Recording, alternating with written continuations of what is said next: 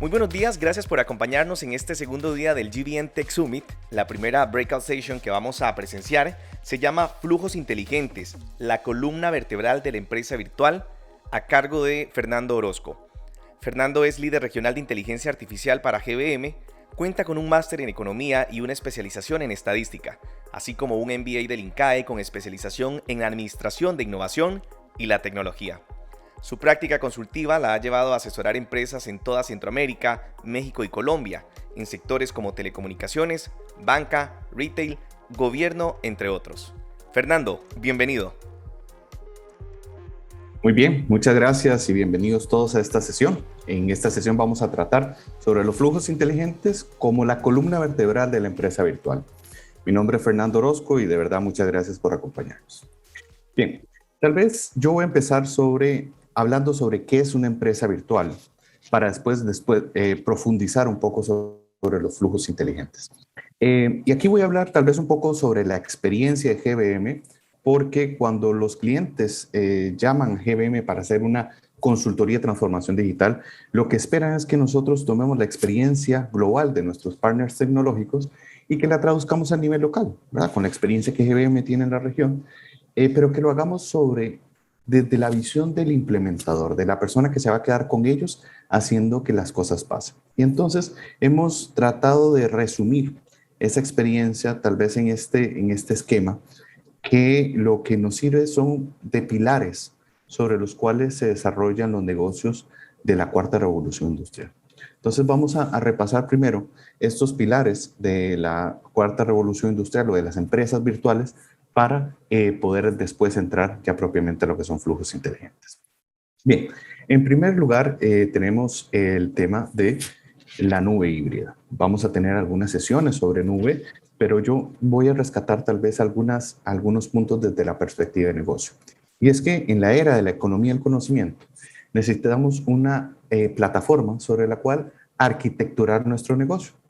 Y en un entorno donde la información es el recurso más importante y donde la transformación digital que estamos viendo se basa fundamentalmente en 3 leyes de capacidad tecnológica, la nube viene a ser una respuesta a esa dinámica del mercado. Y estas 3 leyes que vemos son, en primer lugar, la ley de Kreider. La ley de Kreider, ¿qué es lo que nos dice? La ley de Kreider nos dice que el almacenamiento se va a duplicar cada 13 meses.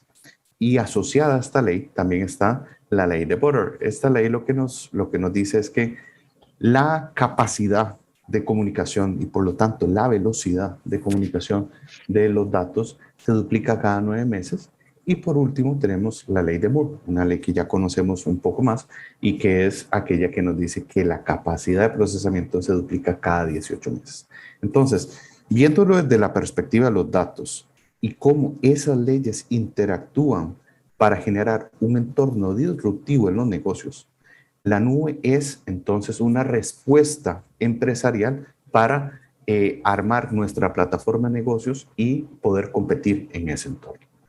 Bien, el primer pilar que se monta sobre esa plataforma de la nube es el tema de ecosistemas. Y ya hemos podido ver algunas sesiones sobre este tema de ecosistemas, pero yo sí quisiera retomar lo siguiente, y es cuando nosotros nos ponemos a ver cuántas interacciones tenemos digitalmente y cuántas tenemos físicamente, eso nos permite entender que existe un plano de realidad física, un plano de realidad por encima de la física, que se proyecta como un plano de realidad digital. Y si ahí está la mayor cantidad de interacciones, ahí también está la mayor cantidad de oportunidades de mercado. Entonces, en ese plano de la realidad digital y en ese mercado virtual que se está generando, vemos cómo esto opera de igual manera que un ecosistema, ¿no? Entonces, en ese ecosistema nosotros vamos a tener que aprovechar para participar, para aprovechar, para apalancarnos en ese ecosistema. ¿Y cómo lo vamos a hacer? Bueno, lo primero es que si toda la realidad, todo ese mercado es virtual o es digital, necesitamos una capacidad de operar digitalmente. Es decir, tenemos que crear una presencia digital de nuestra empresa en ese mercado. Y ciertamente Roma no se construye en un día. Entonces, para entrar en ese mercado virtual, vamos a tener que diseñar un roadmap que nos permita ir apalancando poco a poco sobre lo que ya hemos construido y cómo ir creciendo en esa participación y en ese aprovechamiento de ese ecosistema. Y por último, apalancar no solamente a nosotros en el ecosistema, sino apalancar el ecosistema mismo. Es decir, aquí lo que estamos buscando es que con nuestras capacidades tengamos la oportunidad de ampliar la plataforma de negocio participando de la atención de mercados o de nichos de mercado que otros pueden atender cuando nosotros no lo veríamos, simple y sencillamente apalancando, dándoles nuestros recursos y que ellos puedan seguir adelante, digamos, hacia esos mercados. Entonces, ese es el pilar de ecosistema. El segundo pilar es el de arquitectura de información. Y cuando yo digo arquitectura de información, ojalá que no estén pensando en servidores o en el equipo de TI, ¿verdad? No, no. Aquí, cuando hablamos de arquitectura de información en la era de la economía del conocimiento, tenemos que pensarlo igual que lo piensa nuestro equipo de Data Solutions, ¿no? Ellos se concentran en poner a disposición de los usuarios de negocio datos robustos, confiables y disponibles. Pero entonces, ¿cómo hacemos para tener esos datos robustos, confiables y disponibles? Bueno, lo primero es que tenemos que pensar en una arquitectura que está pensada para el análisis, no para el almacenamiento. Necesitamos que estos datos sirvan para sacar valor. Y ese análisis tiene que ser predictivo, no un análisis histórico.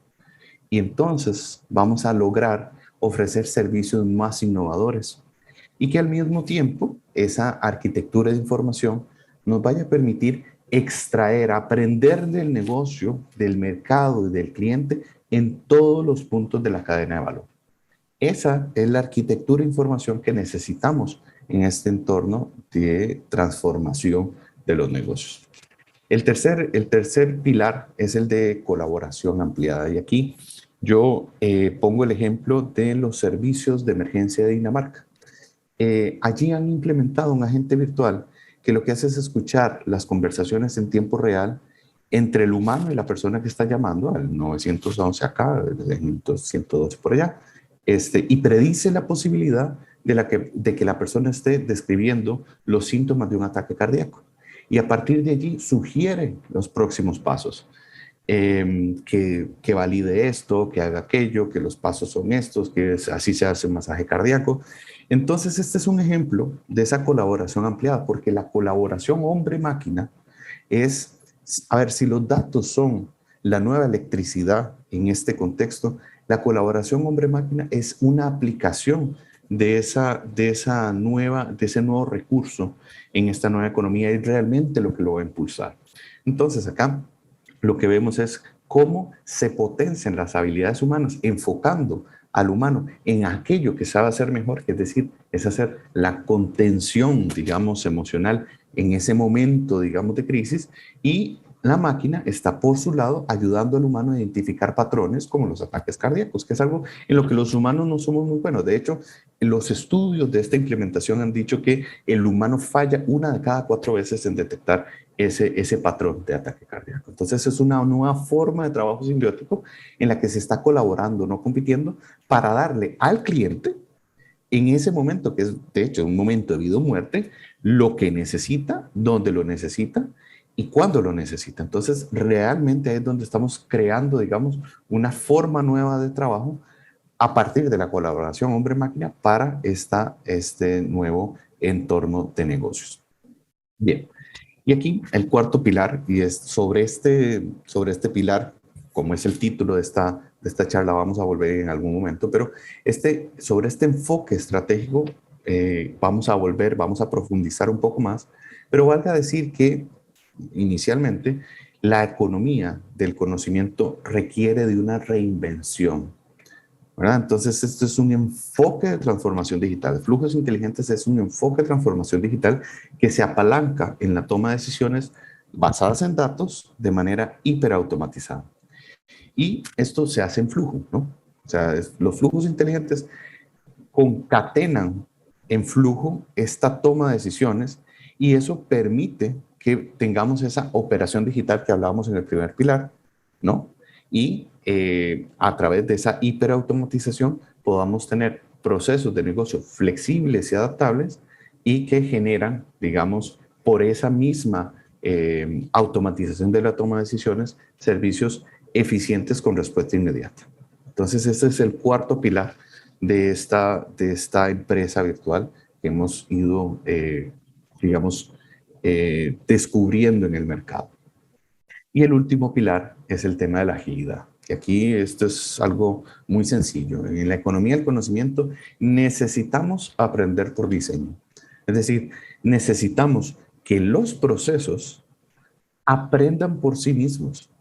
No es a través de una revisión posterior, no es a través de una forma de crecimiento a través de la capacitación de la gente. No, no. Necesitamos que el proceso aprenda por sí mismo, ¿no? Y para eso necesitamos una arquitectura que también permita la innovación. Ya lo dijimos en el segundo pilar. Necesitamos más datos disponibles para la persona de negocio y que por lo tanto pueda innovar en los servicios que presta. Entonces, esta arquitectura también tiene que ser ágil y abierta a potenciar esa innovación. Y el último punto es, confiar en los datos.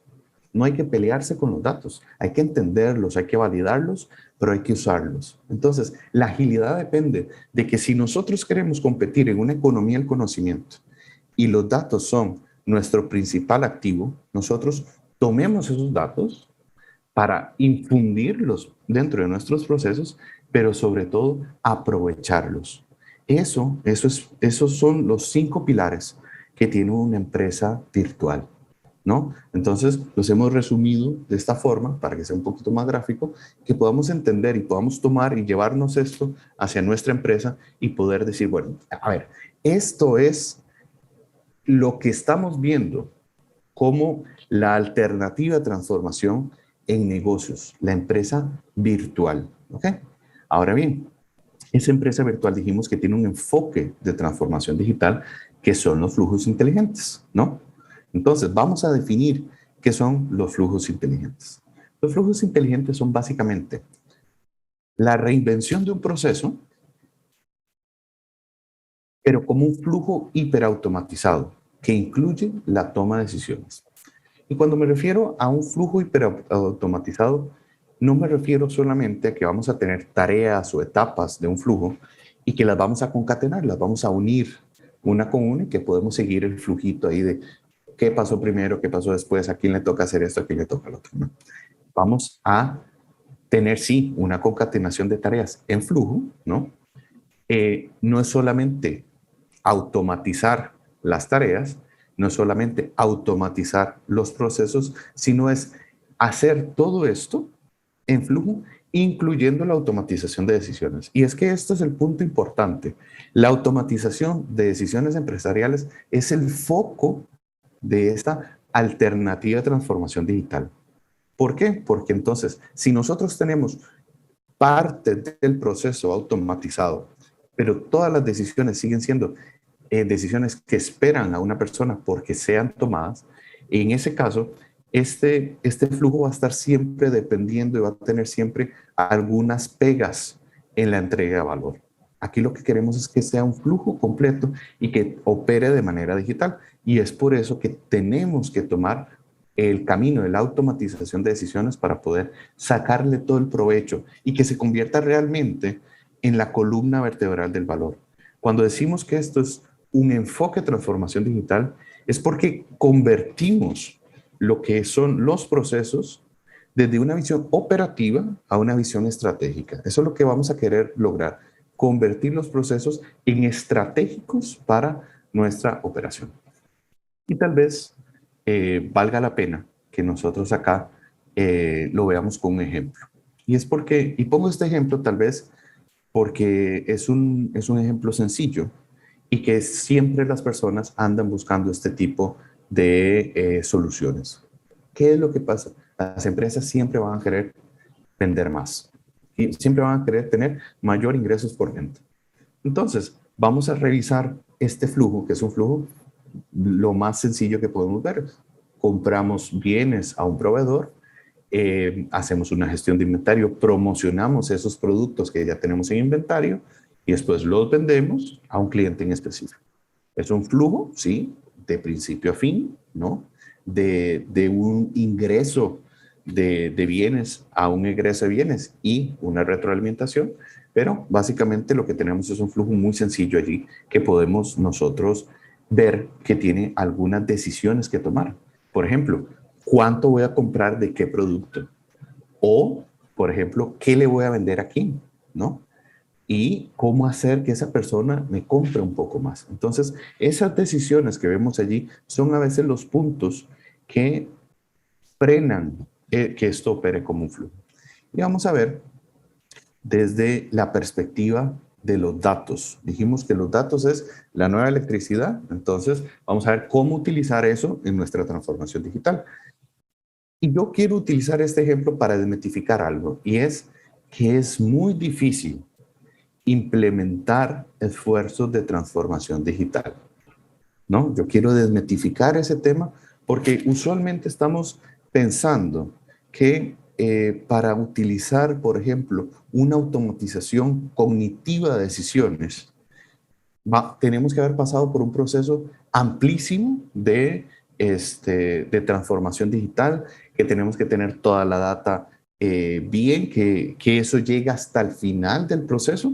Pero aquí yo quiero tal vez tratar de desmitificar eso y pensar que este enfoque de transformación en flujo permite que nosotros creemos algunos bypasses dentro de la empresa y que podamos ir transformándonos, no por etapas, ¿no? Sino que tomemos un proceso y transformemos ese proceso.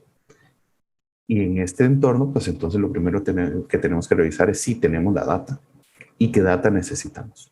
Ya vimos que es un proceso de principio a fin. Ahora vamos a ver qué data necesitaríamos para realizar una transformación de eso como un proceso. Y aquí yo les presento estos 6 campos en una tabla. Número de factura, identificación del cliente, correo electrónico, la fecha de la compra, qué compró y cuál es el precio unitario, ¿no? Eso es una información que estoy casi 100% seguro que todos ustedes la tienen, ¿no? ¿Por qué? Porque esta es la información que se pide para hacer facturación electrónica y en la región casi todos los países están teniendo ahora facturación electrónica. Entonces, esta data sí o sí la tenemos dentro de la organización y muy probablemente la tenemos organizada de una manera correcta. Entonces, vamos a tomar estos 6 campos en una tabla y ahora sí, ¿qué podríamos lograr con esos 6 campos? O también podríamos decir, con esos 6 campos, ¿podemos lograr que aquello funcione como un flujo automatizado? Bueno, yo creo que sí, y vamos a verlo poco a poco para cada uno de estos procesos que están involucrados, ¿no? Entonces, el primer punto es que teníamos una primera decisión. La primera decisión es qué vamos a comprar y cuánto vamos a comprar de cada cosa, ¿no? Entonces, vamos a cuáles son los datos que necesitamos para este proceso o para automatizar este proceso. Lo primero que vamos a necesitar es 3 datos de esa tabla. La fecha, qué se compró y cuál fue la cantidad comprada. Entonces, vamos a tomar esos datos y vamos a trabajarlos de tal manera que podamos tener la data histórica por cada mes, por cada semana, por cada quincena, ¿no?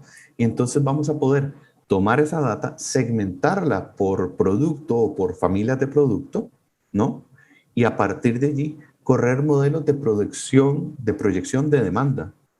Y con base en esos modelos de proyección de demanda, poder detectar o patrones quincenales o patrones mensuales y entonces ahora sí generar modelos ajustados de proyección por unidad, ¿no? Entonces tomamos todos esos modelos y ya vamos a saber ahora sí qué es lo que tenemos que comprar. Porque esto se trata de tener todo y solo lo que yo voy a necesitar. Y para ello necesitamos la proyección de demanda. ¿Y cómo vamos a sacar la proyección de demanda? Con la información que tenemos de la facturación digital. ¿Okay? Bien, una vez que ya nosotros sabemos qué es lo que necesitamos, vamos a utilizar ahora otra vez esos datos para volver a tener otra decisión. Y la decisión es, bueno, ¿a quién le voy a vender lo que tengo? ¿No? Entonces, vamos a utilizar el ID de la factura, la fecha en que se hizo la compra, el ID del cliente y el monto de la factura. Y vamos a hacer una segmentación de esos clientes. Es una segmentación súper sencilla. Estoy tratando de utilizar el ejemplo más sencillo que podemos para que veamos que esto no es algo que está inalcanzable para las empresas. Esto es algo muy sencillo que podemos hacer con unos pocos datos y con algunos algoritmos vamos a poder lograr esto. Entonces, vamos a tomar esa información y lo vamos a segmentar de acuerdo con los patrones de compra. Entonces, vamos a tener algunos clientes que nos compran mucho siempre, y aquí yo utilizo tal vez el ejemplo de las farmacias, ¿no? Hay algunos clientes que tal vez son pacientes cardíacos, entonces nos están comprando cada mes una cantidad importante de medicinas y que nosotros podemos detectar. Entonces sabemos que esos clientes son clientes que nosotros queremos cuidar, que tenemos que darles una atención especializada por ser pacientes crónicos, ¿no? Y tenemos que fidelizarlos, dejarnos esos clientes nosotros mismos. Pero también tenemos aquellos clientes que no nos compran tan seguido, pero cada vez que nos compran mucho dinero. Entonces a esos clientes tenemos que generarles nuevos incentivos de comprar, ¿no? Entonces necesitamos que a ellos les llegue alguna promoción específica, que les llegue algo que ellos puedan estar interesados, porque sabemos que cuando vienen, compran y compran bastante.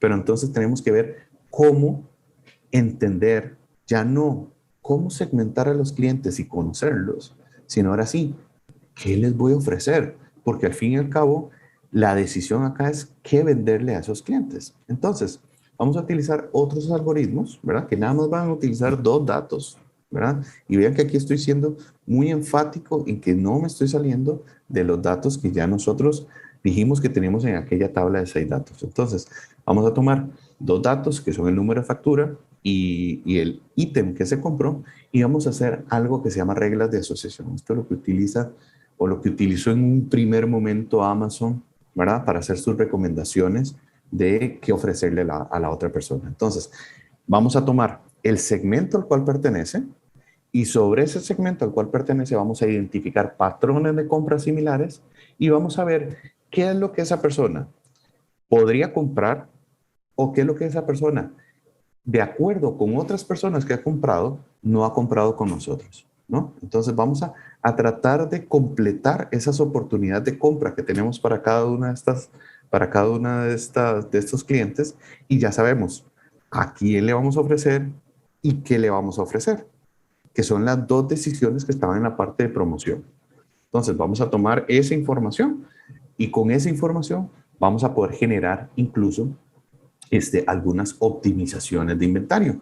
Pensemos en que tenemos algunos ítems del inventario que no se están moviendo a la velocidad que usualmente se mueven y que por lo tanto queremos que se muevan de una manera más ágil. Entonces, a las personas que de repente no siempre nos compran, vamos a ofrecerles estos ítems de inventario con algún descuento para que ellos vengan a comprar, ¿no? Entonces ahí se va retroalimentando, vamos aprendiendo por diseño en estos procesos y vamos tratando de juntar esas oportunidades de venta, ¿no? Y por último tenemos un gestor, ¿verdad? Inteligente de campañas. ¿Qué es lo que hace este gestor? Va a tomar la información que hemos obtenido de todos estos algoritmos, ¿no? Y va a contactar a las personas por correo electrónico. ¿Okay? Entonces, ¿qué es lo que vamos a hacer? Vamos a ir, sí, a hacer una gestión outbound de los clientes, pero vamos a ir ofreciéndoles algo que sea relevante para cada uno de ellos.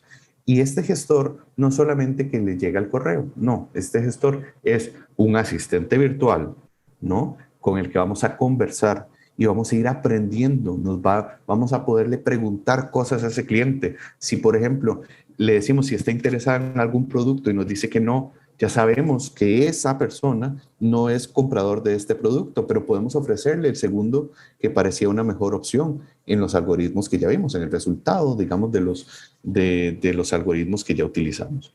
Entonces, vamos a poder aprender por diseño acá también, ¿no? Y vamos a poder lograr que entonces esta venta se cierre de manera automatizada. Se cierre con un asistente virtual de manera automatizada y logramos entonces que se coloque el producto que estamos queriendo lograr. Incluso este asistente, entendiendo, por ejemplo, que en la gestión de inventario hay algunos que tienen una rotación más baja de la que se espera, puede incluso, basado en ese índice de rotación, ofrecer de una manera proactiva promociones en algunos productos en específico. Entonces, ven cómo utilizando algoritmos muy sencillos y capacidades tecnológicas muy sencillas, vamos a poder replantear un proceso de venta, y puse aquí el ejemplo con una farmacia, de manera muy fácil. Pero este mismo ejemplo lo podemos ver, incluso, no sé, vaya a poner un ejemplo con banca, ¿no? Entonces, por ejemplo, en banca, para colocar un crédito, ¿no? Entonces, en banca, para colocar un crédito, nosotros sabemos qué es lo que compran las personas usualmente, ¿no? Entonces, podemos conocer el comportamiento de compra o de gasto de las personas, tenemos datos demográficos de esas personas y podríamos hacer un algoritmo similar para ver en qué momento se les puede colocar un crédito. Con un asistente de este tipo podemos enviar a colocar ese crédito. Pero aquí no es un asunto de solamente colocar, es un asunto de entregar, de llegar hasta el final, de que el flujo sea hasta el final y no partecitas de ese flujo. Entonces, si ya nosotros sabemos qué colocar, a qué persona, entonces vamos a tener un asistente de estos. Y con base en ese asistente vamos a poder llegar y decirle, ok, te ofrezco esto, por ejemplo, para una expo móvil, para una feria de vehículos, una feria de casas, ¿no? Te ofrezco este crédito para un automóvil. ¿Te interesa? Sí, me interesa. En ese momento vamos a recuperar información, ¿verdad? Le vamos a pedir tal vez algún comprobante de ingresos, hace cuánto trabaja para la empresa, etcétera, etcétera. Usualmente, ese proceso se quedaba ahí esperando que un analista revisara esa información. Pero como dijimos, acá vamos a automatizar la toma de decisiones. Vamos a utilizar, por ejemplo, visión computacional para extraer de los documentos esa información y hacer un perfil de riesgo a esta persona. Si la persona califica de acuerdo con las políticas que tiene este banco, vamos a poder decirle, calificas para un préstamo, estos son los documentos que tienes que firmar, fírmalo y nosotros hacemos el desembolso. ¿Por qué? ¿Por qué podemos hacerlo así de sencillo, algo que usualmente dura 2 o 3 meses? Porque utilizamos tecnología para quebrar los puntos donde ese flujo se quedaba entrabado y tomamos decisiones de manera automatizada. Y es por eso que esto tiene un enfoque tan importante en la transformación digital. Por eso es que este debe ser el foco con el que ustedes se vayan hoy. El foco debería ser qué decisiones puedo yo en mi empresa automatizar. Y siempre nos dicen, bueno, ya está bien, pero ¿cómo debería empezar yo? ¿No? Aquí tal vez presento los 10 pasos que nosotros seguimos con las empresas en las consultorías de transformación digital, ¿no? Entonces, para que ustedes lo tomen y que se permitan hacerlo, bueno, nosotros estaríamos gustosos de ayudarles en este proceso, pero si no, por lo menos para que nos llevemos estos 10 pasos. Y el primer paso es empaparse del ecosistema, nutrirse de las experiencias a nivel global. Como les dije, cuando nos llaman a nosotros, lo que quieren es que nosotros tomemos la experiencia global de nuestros partners tecnológicos y las traduzcamos en el entorno local. Entonces, veamos qué se está haciendo en otros países sobre este tema de transformación digital y de flujos inteligentes, porque ya es un marco, digamos, que se puede consultar sobre el tema de flujos inteligentes. Entonces, tomemos esas experiencias. Nosotros lo que hacemos es que las separamos por industria y las mostramos a las empresas de acuerdo con su industria. Entonces decimos, bueno, vean cómo se está transformando, por ejemplo, el proceso de otorgamiento de crédito por parte de esta fintech en Dinamarca o en Holanda. Entonces traemos esa experiencia global. Lo segundo es visualizar la empresa en ese entorno, y ya que sabemos que hay cosas que se pueden hacer diferentes, ¿cómo quiero yo competir? Ahora que ya sé que se puede, ¿qué de eso me sirve? No todo nos va a servir, pero podemos tomar de esa experiencia y decir, bueno, esto es algo que para mí es importante y que podría implementarlo en la empresa. Y ahora sí, de manera co-creativa, con un equipo amplio, ¿verdad? Diseñemos estrategias o cursos de acción que nos permitan lograr ese objetivo. Cuando nosotros lo hacemos en consultoría, lo hacemos con una simulación, un juego. Entonces ponemos a los equipos a competir entre ellos, ¿no? A diseñar estrategias y ver quién tiene un mejor resultado. Pero después unimos todas esas estrategias y creamos la mejor estrategia de todos, que no es una individual, sino la que une varias herramientas o varias estrategias de otros. Después de eso, descubrimos, ya cuando sabemos cuál es la mejor estrategia de todas, buscamos descubrir cuáles son los procesos involucrados, ¿no? Mapeamos esos procesos y descubrimos para esos procesos estos bypasses tecnológicos. Entonces, por ejemplo, en el proceso de otorgamiento de créditos, ¿cuál es el bypass que encontramos? El bypass que encontramos es que si nosotros metemos visión computacional para extraer la información y esa información después la utilizamos con algoritmos muy sencillos para crear perfiles de riesgo, entonces en ese momento nosotros encontramos el bypass de decir, solamente necesitamos que este perfil de riesgo cumpla con las políticas del banco y podamos entonces ahora sí otorgar el crédito. Esos bypasses tecnológicos son muy importantes descubrirlos para que esto no sean etapas, sean flujos de trabajo, flujos de negocio. Entonces, descubrir esos bypasses tecnológicos y sobre todo los loops de aprendizaje. Les dije que teníamos que ocuparnos en que nuestra empresa aprenda por diseño. Y para que eso pase necesitamos encontrar loops de aprendizaje. Y este es un paso muy importante. ¿Dónde yo puedo encontrar un loop que yo le doy algunos datos y recibo una retroalimentación de los clientes? Y con base en esa retroalimentación de los clientes, yo aprendo algo y mejoro ese proceso día con día, que eso es lo que hace la inteligencia artificial, ¿no? Va aprendiendo de esas interacciones. Bien, el otro paso es descubrir cuáles son las aplicaciones tecnológicas que nos habilitan esos loops, ¿verdad? Y después priorizar, ¿verdad? Esos bypasses. De hecho, digamos, nosotros utilizamos un modelo así como este. Vemos cuál de esos loops de aprendizaje nos habilita mayor cantidad de procesos con mayor cantidad de valor. Entonces, utilizamos esa priorización para decir, bueno, si yo utilizo el roadmap que les decía, digamos, en los pilares, bueno, aquí lo vemos. ¿Cómo diseñar ese roadmap?